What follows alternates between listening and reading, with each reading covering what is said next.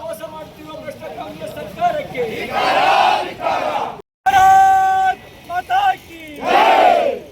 ಬಡವರಿಗೆ ನ್ಯಾಯ, ಬಡವರಿಗೆ ನ್ಯಾಯ, ವೃದ್ಧರಿಗೆ ನ್ಯಾಯ, ಅಂಗವಿಕಲರಿಗೆ ನ್ಯಾಯ. ಭಾರತ್ ಮಾತಾ ಕಿ ಜೈ. ವಿಧವೆಯರಿಗೆ ಹಣ ಕೊಡದ ಭ್ರಷ್ಟ ಕಾಂಗ್ರೆಸ್ ಸರ್ಕಾರಕ್ಕೆ, ವಿಧವೆಯರಿಗೆ ಹಣ ಕೊಡದ ಭ್ರಷ್ಟ ಕಾಂಗ್ರೆಸ್ ಸರ್ಕಾರಕ್ಕೆ, ವೃದ್ಧಾಪ್ಯ ವೇತನ ಕೊಡದ ಭ್ರಷ್ಟ ಕಾಂಗ್ರೆಸ್ ಸರ್ಕಾರಕ್ಕೆ, ಅಂಗವಿಕಲರಿಗೆ ಮೋಸ ಮಾಡಿದ ಭ್ರಷ್ಟ ಕಾಂಗ್ರೆಸ್ ಸರ್ಕಾರಕ್ಕೆ, ಬಡವರಿಗೆ ಅನ್ಯಾಯ ಮಾಡಿದ ಭ್ರಷ್ಟ ಕಾಂಗ್ರೆಸ್ ಸರ್ಕಾರಕ್ಕೆ, ಬದುಕಿರೋರಿಗೆ ಈ ವೃದ್ಧಾಪ್ಯ ವೇತನ ಇರೋದು ಬದುಕಿರೋರಿಗೆ, ಅಂಗವಿಕಲರ ವೇತನ ಇರೋದು ಬದುಕಿರೋರಿಗೆ. ಆತ ಕೇಳ್ತಾ ಇದ್ದಾನೆ ನಿಮ್ಮ ಡೆತ್ ಸರ್ಟಿಫಿಕೇಟ್ ಹಾಜರುಪಡಿಸಿ ಅಂತ ಹೇಳಿ.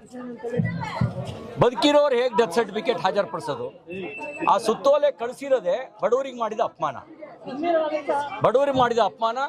ಇವರಿಗೆ ಹಣ ಇಲ್ಲದೆ ಇದ್ರೆ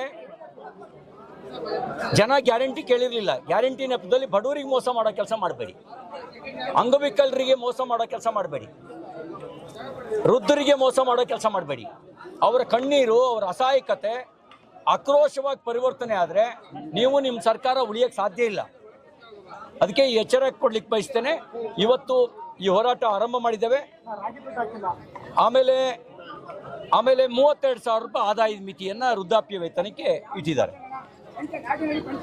ಒಂದು BPL ಕಾರ್ಡಿಗೆ 1,20,000 ಇದೆ. BPL ಕಾರ್ಡಿಗೆ 1,20,000 ಇದೆ. ಆದರೆ ವೃದ್ಧಾಪ್ಯ ವೇತನಕ್ಕೆ 32,000 ಅಂತ ಹೇಳ್ತಾರೆ.